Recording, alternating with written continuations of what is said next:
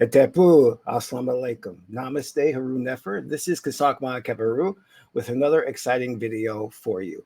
In this video, we're going to examine if Billy Carson is a fraud. But before I do that, I want you to hit the like button on this video. If this is your first time to my channel, hit the subscribe button to get notifications on when I go live and when I upload recorded videos. If you want to know more about my spiritual teachings, you can become a Patreon supporter for as little as $1, $5, or $20 per month. It's up to you. As a supporter, you'll get exclusive access to instructional videos on the spiritual, videos that will teach you how to meditate, proper breathing exercises, how to do lucid dreaming, how to do manifestations. And we also have videos there on my series, which is dealing with ancestral trauma. Yes, and that's an exciting one. We also have my ebooks that are free for supporters. You can just download them and start reading them. So become a Patreon supporter today. Last but not least, share this video with family and friends so we can get the revolution started. All right, now let's talk about Billy Carson. Now, many people are not aware of who this gentleman is. And for a long time, I didn't know who he was either.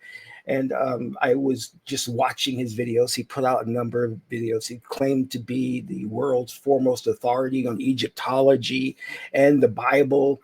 And as I was watching his videos, I noticed that he got a lot of things wrong in respect to the Egyptian way of life, the Kemetic spiritual tradition. And I kind of let it go. Didn't really say much about it. And then I noticed that he was starting to give away stuff like a car. He was having trips to Egypt, Kemet, where he would give people tours. And I just kept thinking to myself, how is this guy giving tours when he gets a lot of things wrong when it comes to Kemet, Egypt? And not only that, he seemed very egotistical and materialistic. Like he's talking about his his house, his beautiful wife. He has a jet plane. He has a personal chef he's had for 10 years. Meanwhile, many people have exposed him online for having a criminal record. That's right, a criminal record. So I did a little bit of investigation and I found some things just didn't add up with this guy, and he seemed very, very shady. Well, recently he got into a debate with a Christian scholar by the name of Wes Husband, and he pretty much got his ass handed to him, and it showed how, well, what happened after the debate was probably the most interesting part. You see, during the debate, the issue came up where he's been making this claim, going on podcast after podcast, that according to a certain text, what did he call the text? The Sinaitica? I forgot what he called the text. But he was claiming that in the Codex, that's what it's named, the Codex Sinaitica, that the crucifixion did not happen, and the Codex Sinaitica predates the Bible, or the King James Version, which was published in 1611. So Wes Huffman was able to prove that the Codex Sinaitica actually did have the crucifixion in it. So it made Billy Carson look stupid. And he, of course, admitted defeat. And then they went on to talk about other things. And he proved to be wrong on those other things. So here is Billy Carson claiming to be the world's foremost authority on the Bible. And he meets Wes Huffman, who has a PhD, and he's a biblical scholar. And he, again, like I said, gets his ass handed to him. But as I said before, the most interesting part was happened that right after um, the debate, Billy went on a tirade where he typed up his own cease and desist letter, and he went to the moderator's house to try and present it to stop the video, the debate, from getting out there. And then he started to claim all this stuff about how he was sick, he was on his deathbed, and how he was basically attacked during the debate, which he wasn't, and how they were talking garbage, and it was the West was purposely disconnecting his feed so that Billy could not get a word in edgewise, which is all a lie. And then his wife comes on, and she makes things worse by telling more lies. So first, let's start out. I want to start out by introducing you to Billy Carson. So many of you probably do not know who he is. So let me see if I can just find something that can introduce you to him. Let's take a look at this real quick. And he calls himself. All right, so let's get this going and see. His fans call him the biggest threat to Christianity. And he calls himself, guess what, guys? I'm one of the foremost world leader in the knowledge on ancient texts and tablets, scriptures, papyruses, and cylinders. But Billy Carson recently faced a challenge like never before. A debate with Wes Hoff, a Christian scholar and historian. And afterwards, Billy reportedly showed up to the producer's house at 2:30 a.m. demanding that the footage not be released. And if you haven't heard about this debate yet, there's a reason for that. From the wake of the interview, Billy Carson has asked that the recording not be released. In my personal opinion, the conversation did not go well for Billy, though. But fortunately, I got my hands on a copy, and after watching it, I can see why Billy tried to keep this off the internet. For the very first, and likely the last time, Billy had a debate where his claims about Christianity were put to the test. So let's break down why this debate was so damaging to Billy's credibility and his claims about Christianity. His fans call him the biggest threat to Christianity. All right. So this, guys, this is incredible. I mean, if you get an opportunity, and I'll put the link in the description box here, where you can actually watch the debate. I mean, Billy just looks like a fool. But here's the thing. If Billy had let it go, admitted defeat, this would have all been swept under the rug. But Billy's reaction after the debate, where he tries to send out these cease and desist orders to basically everybody in the world, calling them defendant number 99, defendant number 49, everybody that put out a video. If he had just left this alone, it would have just gone unnoticed. But because he made a big issue out of it, the Christian community is now taking the video, the debate, which is about 2 hours long, slicing it up, putting these clips on the internet for everybody to see, and saying that this is a big win for the Christian community. The fact of the matter is that Billy Carson is a grifter.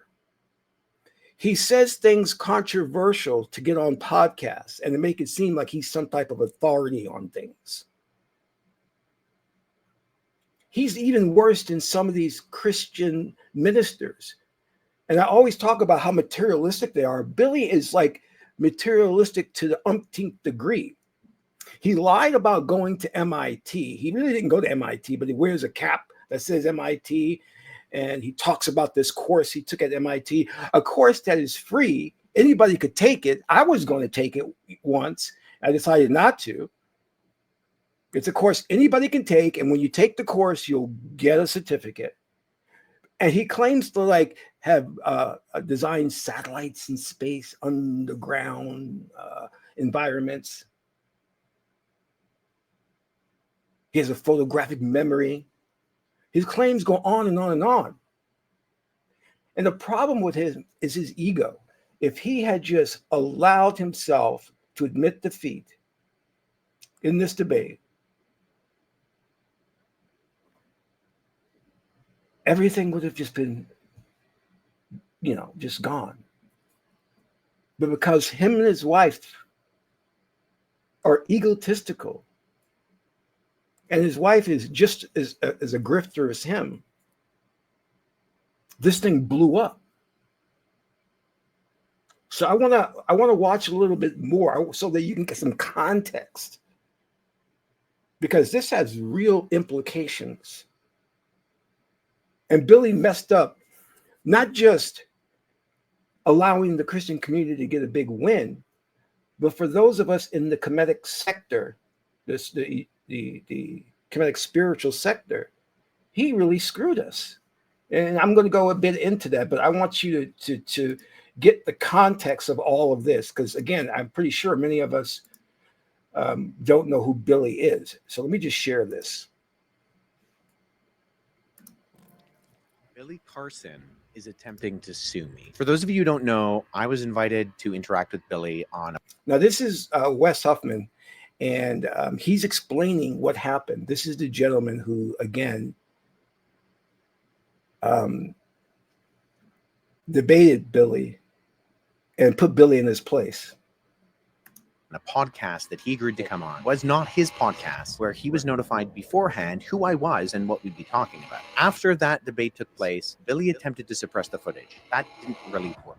I've released clips from that conversation. Well, Billy does not want you to see those clips and has sent me a cease and desist letter. I was really hoping that this could be an opportunity for Billy to learn, to see the major errors that he's been repeating and turn this into a learning experience. I even offered to follow up with Billy in order to show him how and where he could find accurate and credible resources in order to make sure that what he was saying was verifiably correct going forward in the future, so he and his audience could learn and proceed knowledgeably. Billy did not agree, but unfortunately for Billy, agreeing to a debate, losing that debate, and feeling embarrassed about that loss does not constitute legitimate grounds to litigate. Billy, I will agree to all the terms and conditions of the cease and desist letter that you have sent me if you agree to run it back, sit down with me in person, and have another discussion.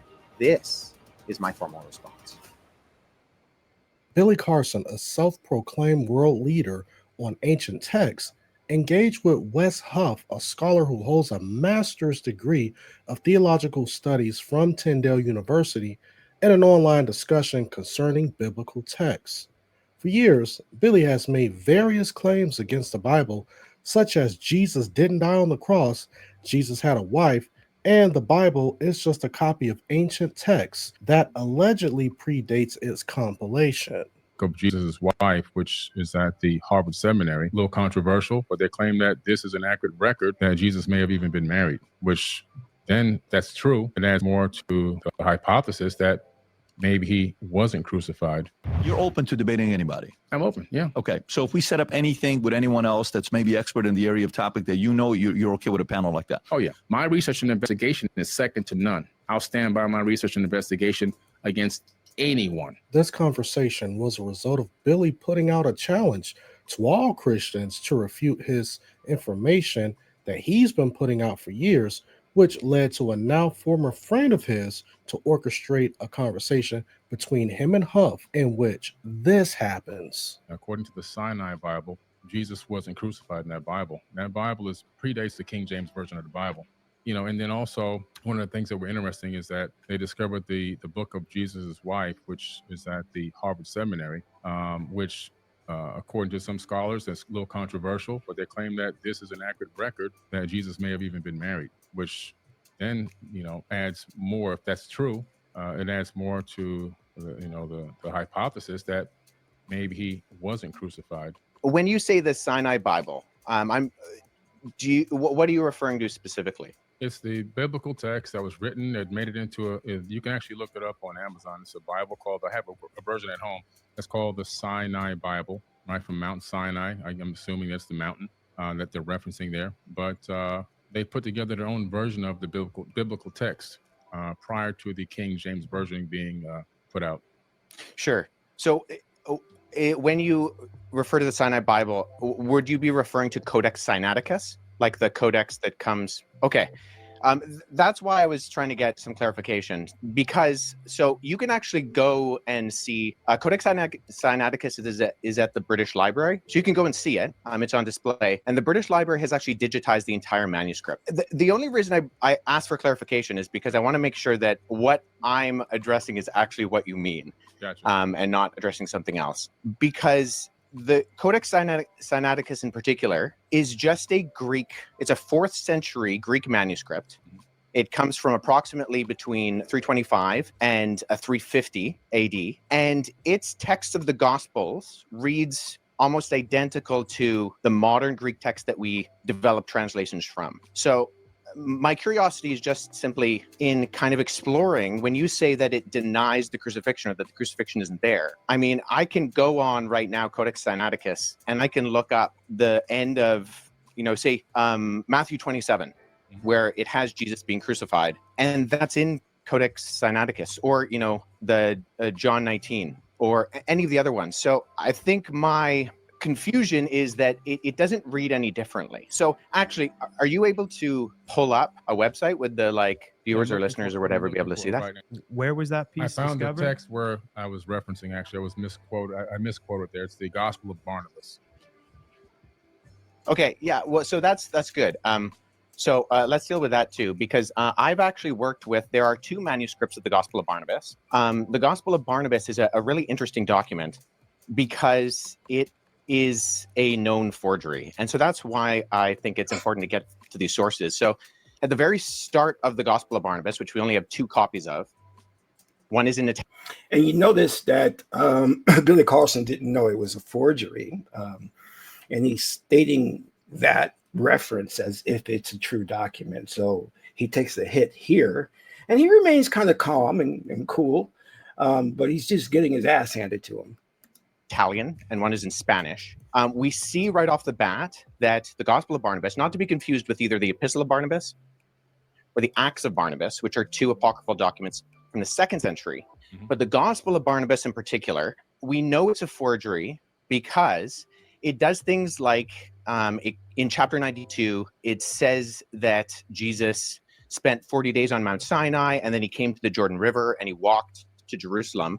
But Mount Sinai is more than a week's journey away from Jerusalem, and neither Mount Sinai nor Jerusalem are close to the Jordan River. So never mind there not being a route from the Jordan River to around Mount Sinai or going to Jerusalem, but there are internal problems with the Gospel of Barnabas, which indicate that it shows no actual indication of evidence of coming from or even having knowledge of 1st century Jewish understanding. It actually says Jesus is the Christ, but not the Messiah, which indicates. Okay, so I don't want to get you too deep into this one. You can watch the debate on your own, which I will again put the link in the description box. But this whole thing goes on, and Billy just gets things wrong, blatantly wrong. And let me just forward a little bit so we can see some other stuff here.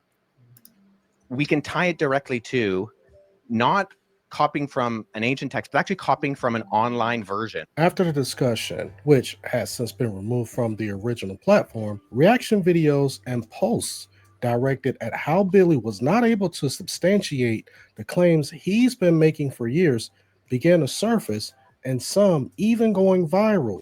Soon, rumors began to spread as to why the original video of the discussion was taken down, such as Billy wanting to hide the fact that he did so poorly during the interaction. Those speculations were heightened as videos from the former friend's doorbell camera were released, showing Billy allegedly showing up to his home at 2 a.m., threatening litigation if the video was not removed from YouTube. Understanding what these claims could do to his reputation and possibly his business, Billy then took to his own YouTube channel on December the 8th to address the claims that have been made against him, insinuating the debate footage was fabricated and didn't tell the whole story. I call it a defake.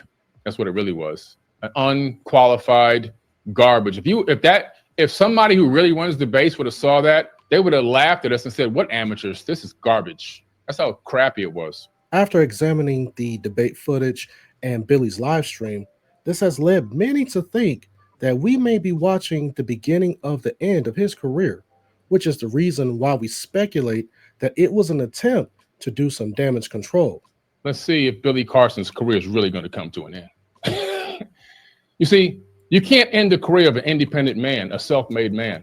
I don't have any corporate contracts. I didn't sign a book deal with a major company. I own my own publishing company. All the dark energy, all your listeners and all your followers and all your cult people and all your people that are in your organizations that are coming to watch my video with that dark energy. How are we going to see the fall of Billy Carson?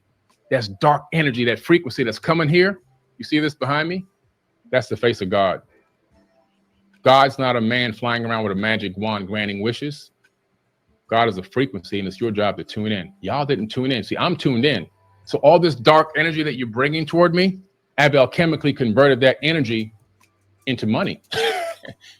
To make matters worse, Billy alleges he has lawsuits pending against 3 defendants, 2 in which he considers former friends. That's just basic standard legal. You sign a release form. I didn't sign any kind of release form. I never gave any author. So what Billy's trying to do now is suppress the footage. He's calling it a deep fake, that maybe they voiced over his voice or something, that it wasn't really his voice. But there's many other clips from many other podcasts that he did where he's also asserting this wrong information. And it just shows that he's not a scholar. He's just this grifter. And he knows that if this information gets out there, it's going to end his career as the world's foremost authority on the Bible and ancient text and all that he's traveled the world 38 times. You know, I mean, he makes some outrageous claims.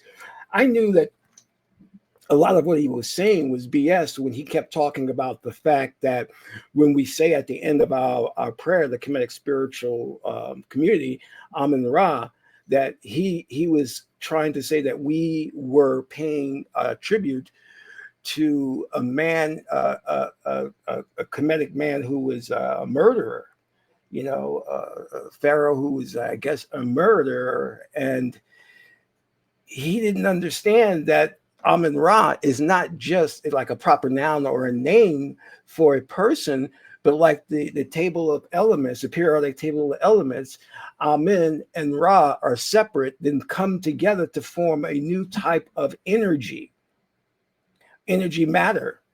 And instead of him looking at that and saying, okay, well, the Kemetic people were so advanced that very, again, similar to the periodic table of elements where we codified everything, so that the ancient Egyptians codified things, gave them names such as Ra, which relates to the energy force and all that, you know.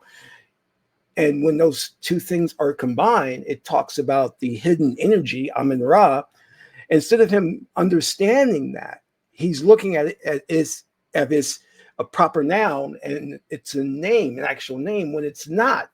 These individuals in the Kemetic society in Kemet back then in antiquity took on these things to to basically assert a type of energy that they carried, and this was fully known if you study Egyptology, but he didn't know that.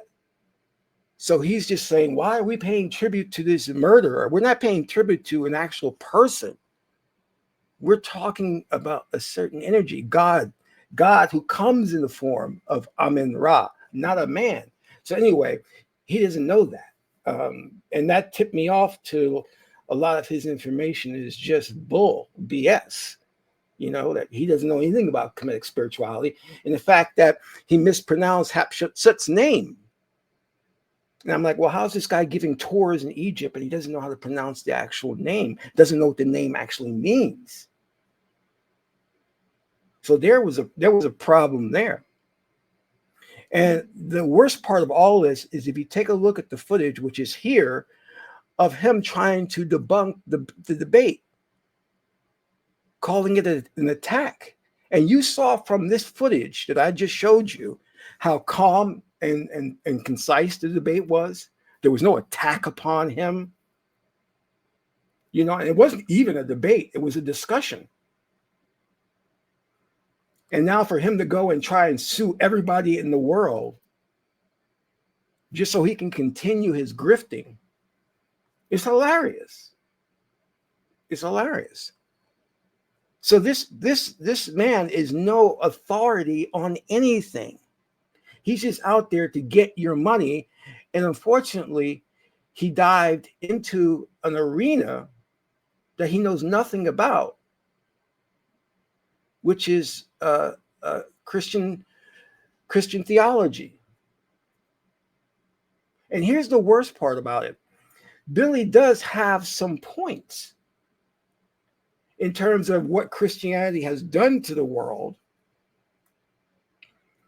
and how Christianity and is based, is really plagiarized from earlier text.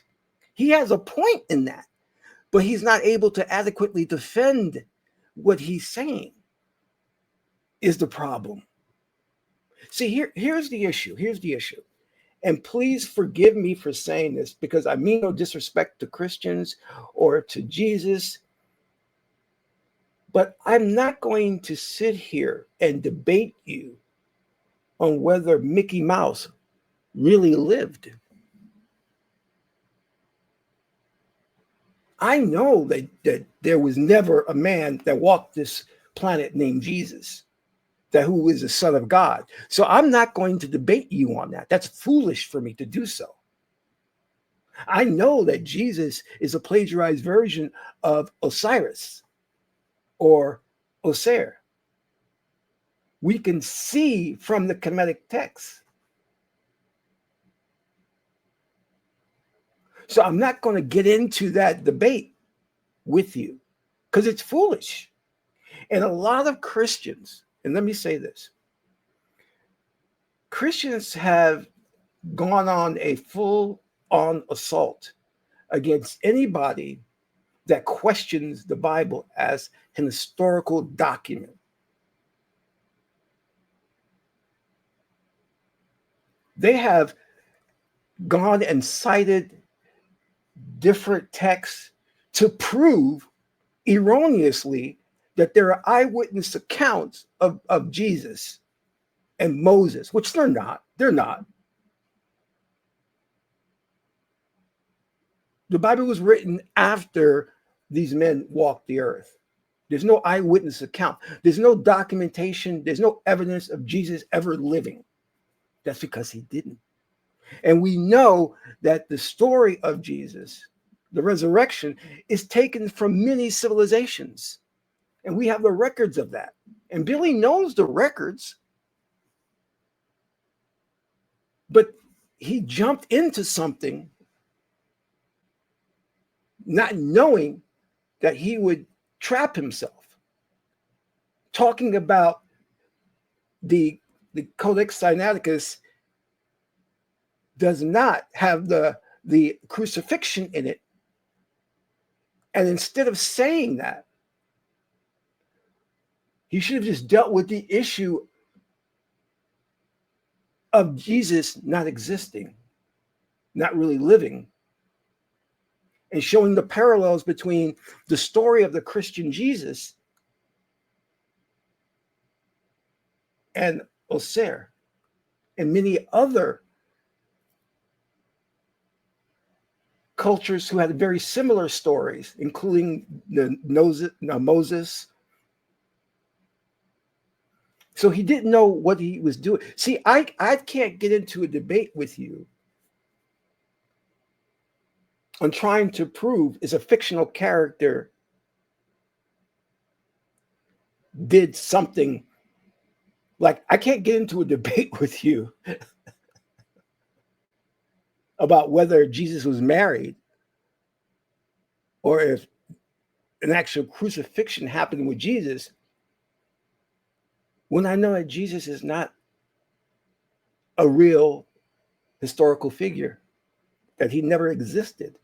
So I'm not going to get into that debate with you. That's a foolish debate. But Christians have done a lot of work in pulling together documents and other things, and they fabricated things themselves to try and prove Jesus existed and to suppress scholars like Dr. Clark and Dr. Ben and many other scholars. There's many other books written that debunk the Bible. So Christians will get together and try to suppress that information. And now what Billy did was he gave them a big win,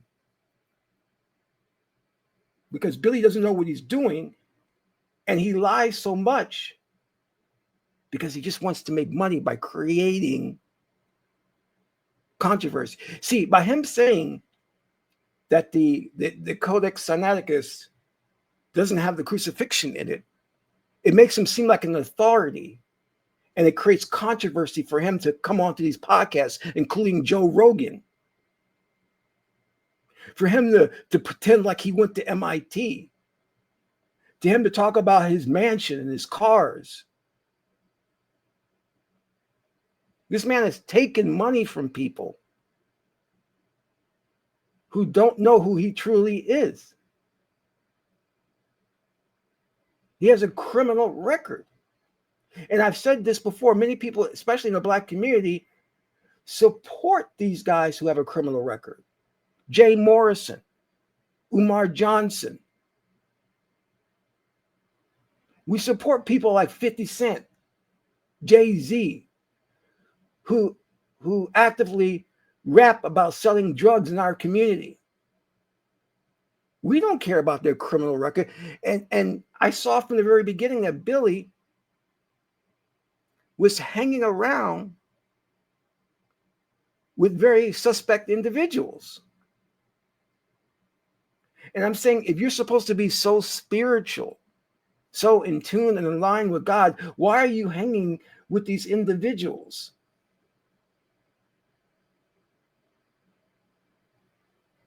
Known individuals who've conned people, who've taken money from people.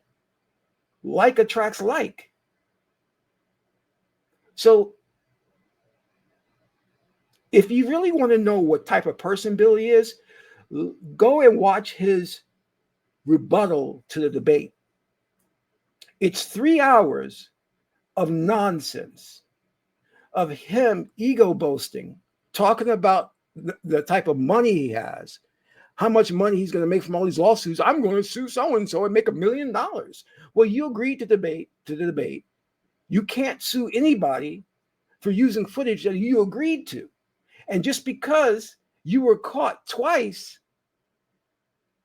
on stating misinformation is no reason to file a lawsuit. You won't win.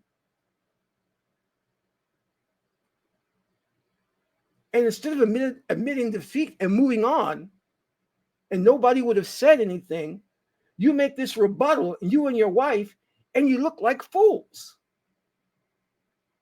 And you made it worse. You made it 10 times.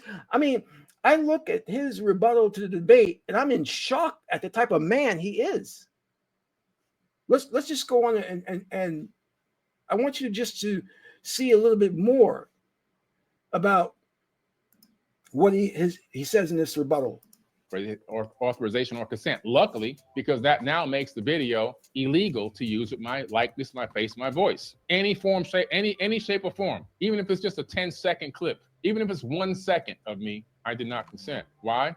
Because it's unprofessional, and I knew they were going to utilize it to show me in some type of a negative light for their own self-gain, for some type of clout chasing. So we're dealing with the Combined Forces Special Enforcement Unit, and they're involved in a lot of organized gang-related crime.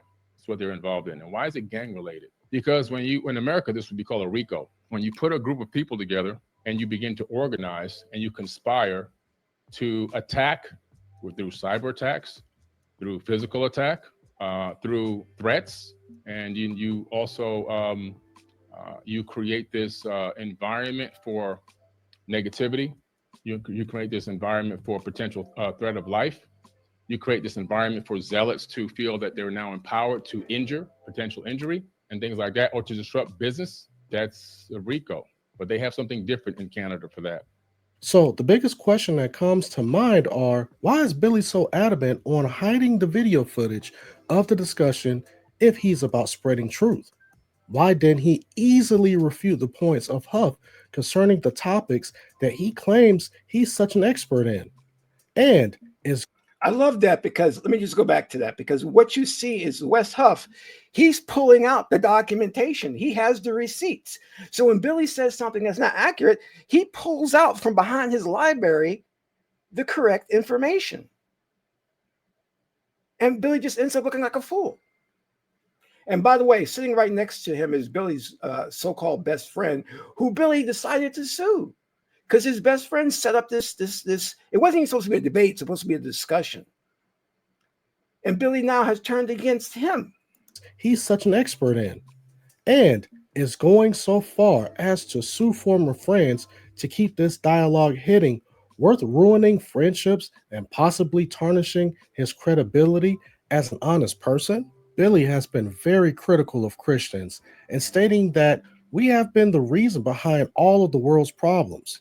But after looking at his example on how he dealt with adversity and simply those disagreeing with him, it seems Billy might be the last person we should take advice from on how to treat our neighbor and even those who persecute us. Jesus says in Matthew 5, "You have heard that it was said, 'You shall love your neighbor and hate your enemy.' But I say to you, love your enemies and pray for those who persecute you, so that you may be sons of your Father who is in heaven.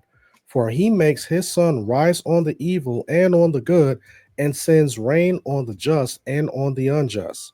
For if you love those who love you, what reward do you have? Do not even the tax collectors do the same? And if you greet only your brothers, what more are you doing than others? Do not even the Gentiles do the same? You therefore must be perfect." Okay, I'm going to forward that. We don't want to get into this whole Christian discussion and talk and all that. So basically, Billy got caught. He went up against somebody who was a scholar, Wes, and all these years of grifting, Billy was never really challenged. And in fact, I would go as far as to say that he probably avoided getting into debates where he knew the individuals were biblical scholars. You know what I mean? It's just, it's just so funny to see his reaction. And again, I want you just to go and watch the video of him reacting to the debate, because it's just something that is amazing. It's amazing how egotistical this man is, how he cannot take defeat, that he's manufacturing these lies about they dubbed over his voice, that he was sick, he was on his deathbed, that he was attacked, he was set up. Dude, you lost. Just admit that you were in a field that you knew nothing about. But he can't do that. I'm trying here also to find the footage of his wife, and she looks just as silly. She looks just as ridiculous. And I can't find that right now. Now, again, the thing I talk about is Billy has a point about the damage Christianity has done to the planet and to people. But he's foolish and doesn't know how to support his claims, because he's gone so long grifting that he only has superficial knowledge. He's not really studied. And he knows that he tells lies for sensationalism, so he can get on shows like Joe Rogan. If I go around saying Jesus had 4 wives. Well, that's going to cause some controversy. People are going to want to talk to me and say, well, where did you get that information? Well, I'm the world's foremost biblical scholar. Then his wife talks about he did that as a free debate because usually he charges $50,000 for a debate. I mean, these two are so materialistic. It's not even funny, you know?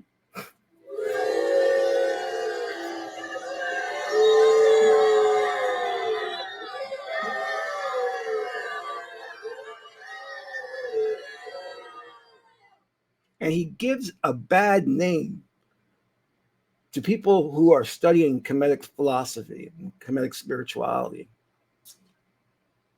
because he knows nothing about it. So again, I'm going to put the links in the description box for you to check out. If you have enjoyed this video, please donate and support the channel. This is Qesankh Ma Keperu, son of Ma'at and Tahuti. Ma'at is the beautiful goddess Heteru. Until my next video, I'm in Ra.